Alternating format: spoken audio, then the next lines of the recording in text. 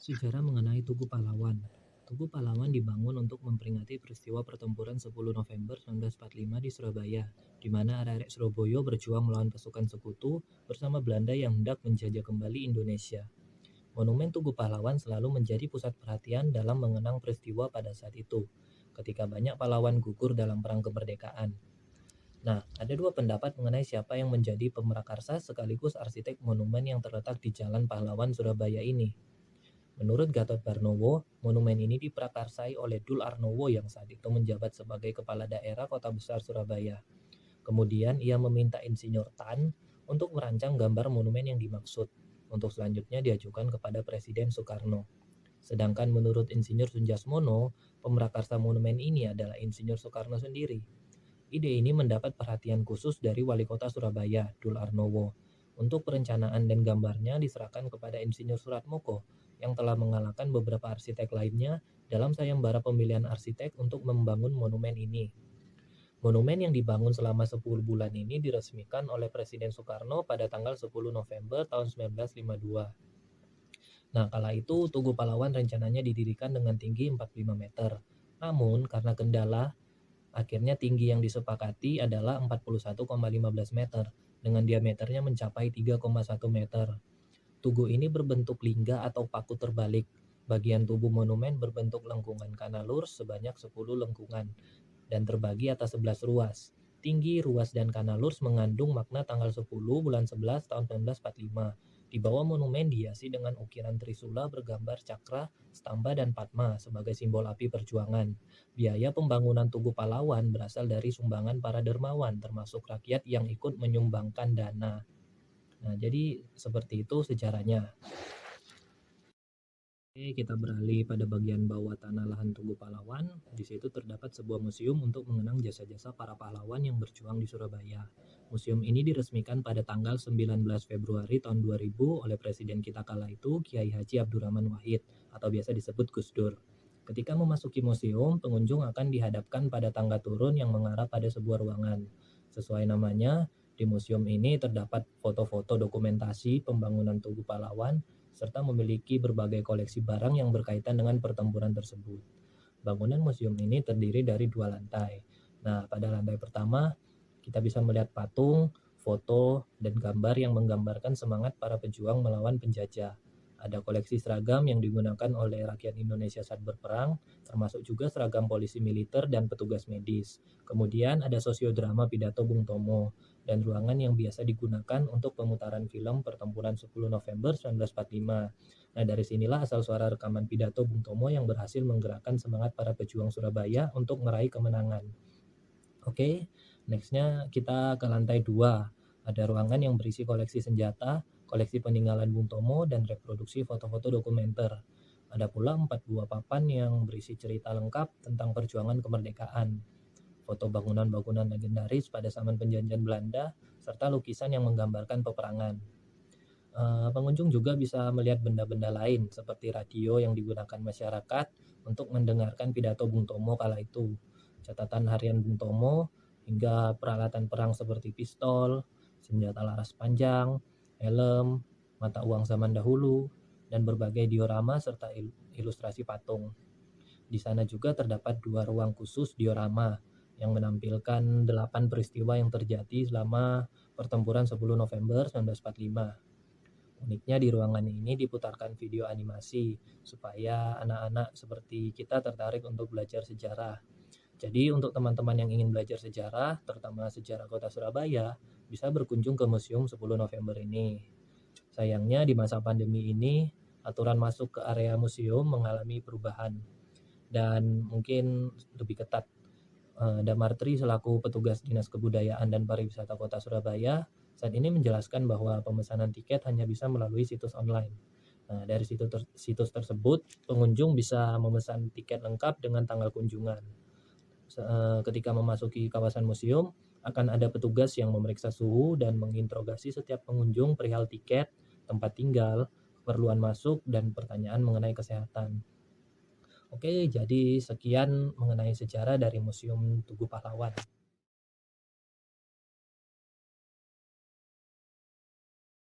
Nah, selanjutnya kita ke bagian akomodasi.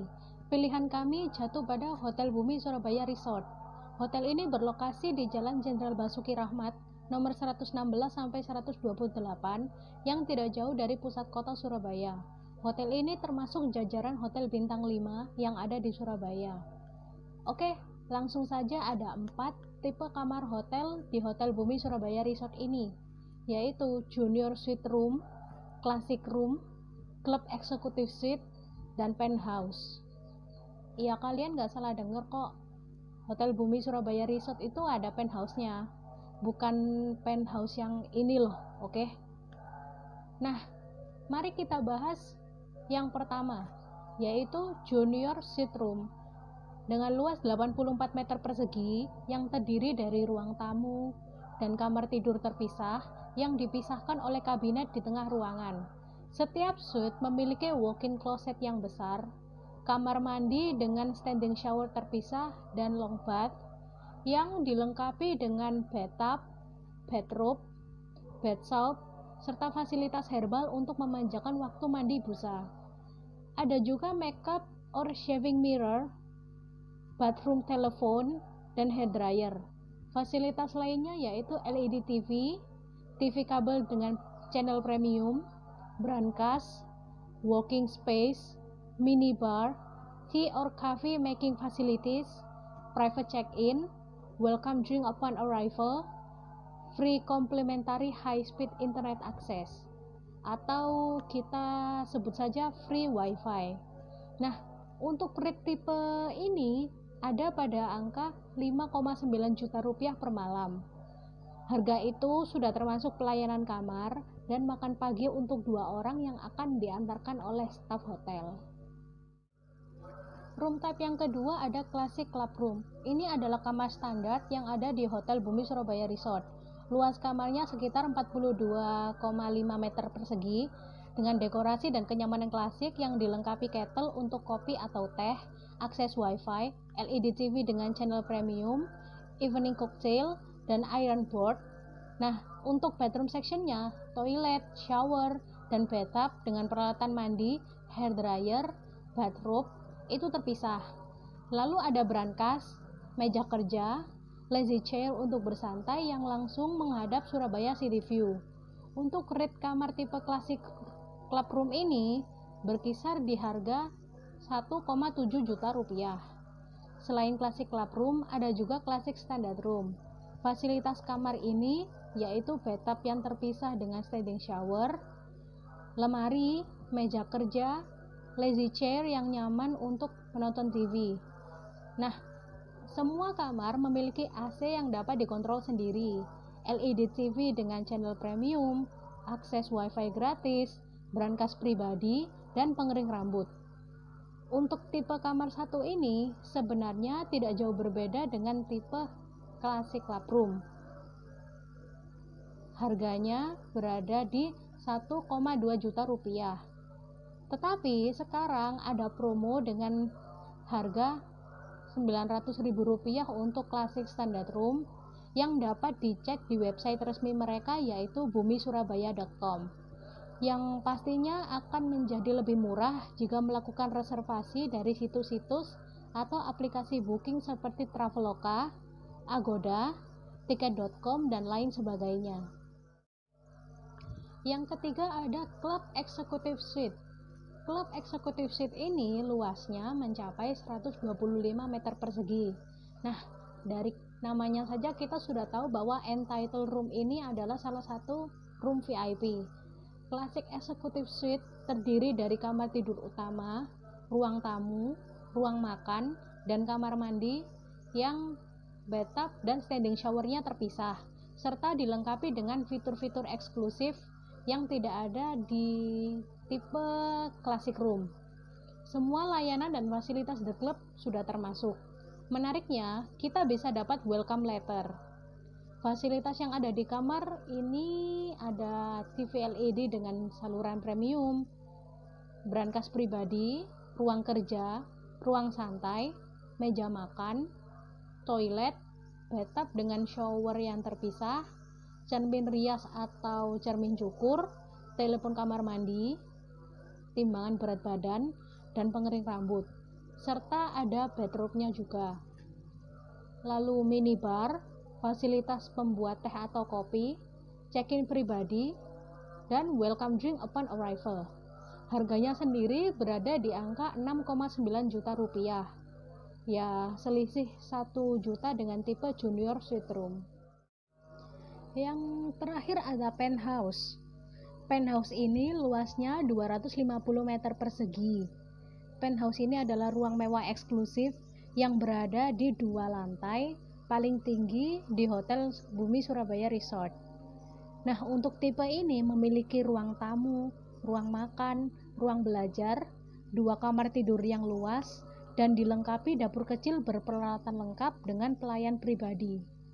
Kamar tidur utama untuk dewasa memiliki ruang ganti sendiri dan kamar mandi bergaya spa yang dilengkapi dengan meja rias ganda, shower terpisah, dan jacuzzi.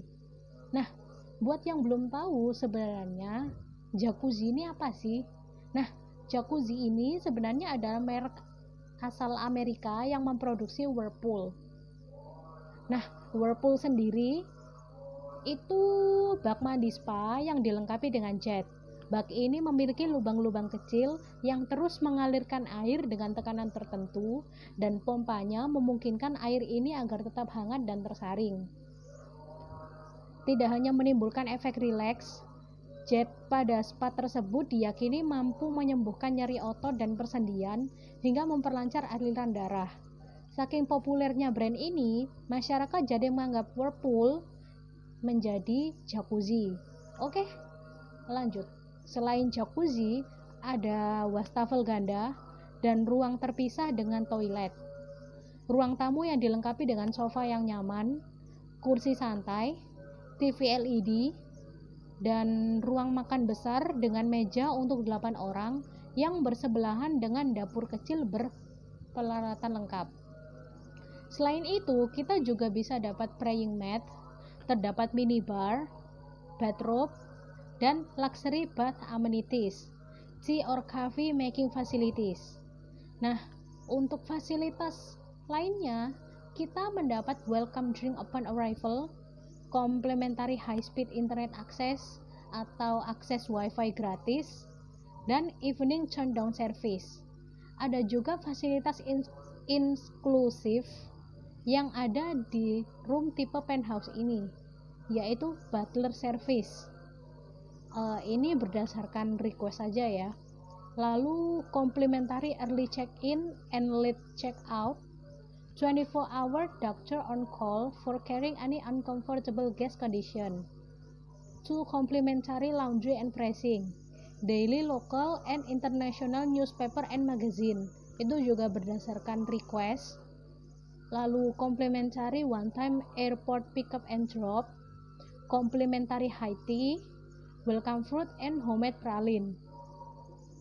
Nah, pralin itu seperti ya permen coklat yang khusus diberikan kepada tamu yang menginap di room type penthouse ini. Untuk tipe eksklusif ini berada pada harga 17 juta rupiah. Iya, kalian nggak salah dengar, 17 juta rupiah untuk tipe penthouse ini per malamnya. Tapi untuk rekan-rekan yang memiliki dana yang lebih, harga tersebut termasuk worthy untuk pelayanan yang didapat.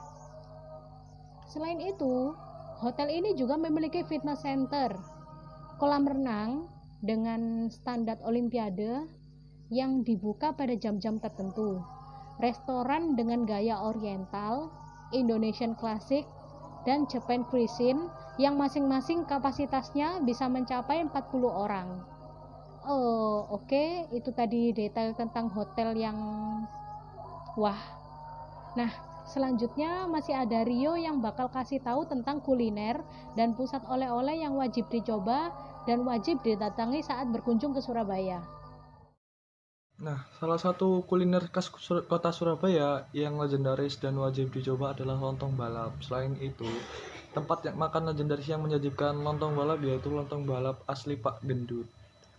Nah, tempat ini berlokasi di Jalan Majen Profesor Dr. Mustopo nomor 11, Pacer Keling, Kecamatan Tawaksari, Kota Surabaya. Sebutan Pak Gendut merupakan panggilan akrab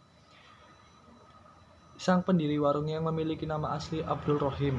Beliau mengawali berjualan lontong balap dengan menggunakan pikulan bambu. Nah, lontong balap yang ia jualkan ini dijajalkan berkeliling dari rumah ke rumah.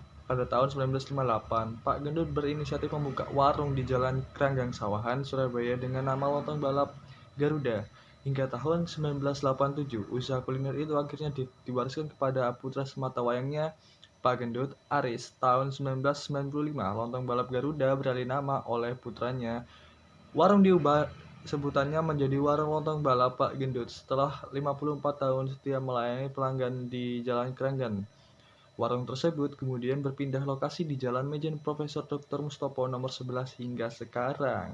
Nah, lontong balap Pak Gendut sebenarnya tidak berbeda dengan yang lainnya. Hanya saja terdapat lento kacang tenggak sebagai tambahan, yaitu gorengan kering berbahan dasar kacang yang berbadan kacang berbentuk bulat.